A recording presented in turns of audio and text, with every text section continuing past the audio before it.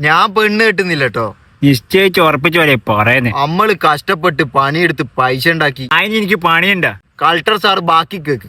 നമ്മളെ സുധീർ ഇന്നലെ ഒരു പെണ്ണ് കാണാൻ പോയി. ഇവന് ഈ താലൂക്കിൽ എല്ലാ പെണ്ണുങ്ങളെയും കാണാൻ പോയിക്കല്ലോ. ഇതുവരെ സെറ്റ് ആക്കിയില്ല.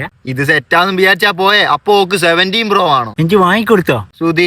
സുധീർ പറഞ്ഞു 15 Pro വാങ്ങി തരാം. അപ്പൊ ഓളെന്ത് പറഞ്ഞു? ഓക്ക് 17 Pro പിടിക്കൂ. സുധീർ കയറി അങ്ങ് പിടിച്ച്. ആരാ? 17 Proനാ. അപ്പൊ കല്യാണം ഒക്കെ ആയി. സുധീറിന്റെ 5 മാസത്തെ ശമ്പളല്ലേ പോയെ. ഇനി കല്യാണത്തിന് എത്ര വേണോ? അമ്മക്ക് പിന്നെ ശമ്പളം ഇല്ലാത്തോണ്ട് ഇതൊന്നും ആലോചിക്കണ്ട. അടിച്ചാളാ മച്ചാനെ. അടിക്കുമ്പോ കൈവരിക്കാനല്ലേ? ഇല്ല മച്ചാനെ. എന്നാ അടിക്ക. നല്ല പെൺകുട്ടികൾ ഉണ്ട് ട്ടാ. പക്ഷെ ഈ നല്ല പെൺകുട്ടികൾ എന്താ ഈ നല്ല ചെക്കന്മാരടുത്ത് എത്താത്തേന്നാ? നല്ല പെൺകുട്ടികൾ ഏതെങ്കിലും കഞ്ചാവിനെ കിട്ടും. ഒളിച്ചോടാൻ നിൽക്കുന്ന ഏറ്റിങ്ങളല്ലേ ഏതേ പാവത്തിനെയും കിട്ടും. അപ്പൊ അമ്മക്ക് ഏതെങ്കിലും ഒളിച്ചോടുന്നതിനേക്കില്ലേ കിട്ടുക? നല്ലതിനെ കിട്ടാനൊരു വഴിയുണ്ട്. എന്താ? കഞ്ചാവ് അടിക്കുക, കഞ്ചാവ് വിൽക്കുക. അതെന്തായാലും നടക്കൂല. എന്റെ അടുത്തൊരു ഐഡിയ ഉണ്ട്. MDMA എന്നൊന്നും പറയല്ലേ. നമ്മള് കഞ്ചാവ് നാട്ടില് മൊത്തം പരത്തിയാലോ?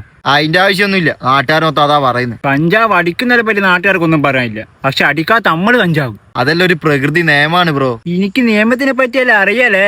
കുറച്ച് നല്ലതിനെ കിട്ടുന്നില്ല എന്നുള്ളതാണല്ലോ ഇപ്പത്തെ പ്രശ്നം. ഞാൻ നല്ലതല്ലേ? നീ നല്ലതല്ലേ? എന്നാ അമ്മക്കൊരു കൈ നോക്കിക്കൂടെ? എന്നാ പിന്നെ 70 Pro സ്വർണ്ണം കൊടുക്കണ്ടല്ലോ. ഇനി തമാശ പറഞ്ഞല്ലേ? ആ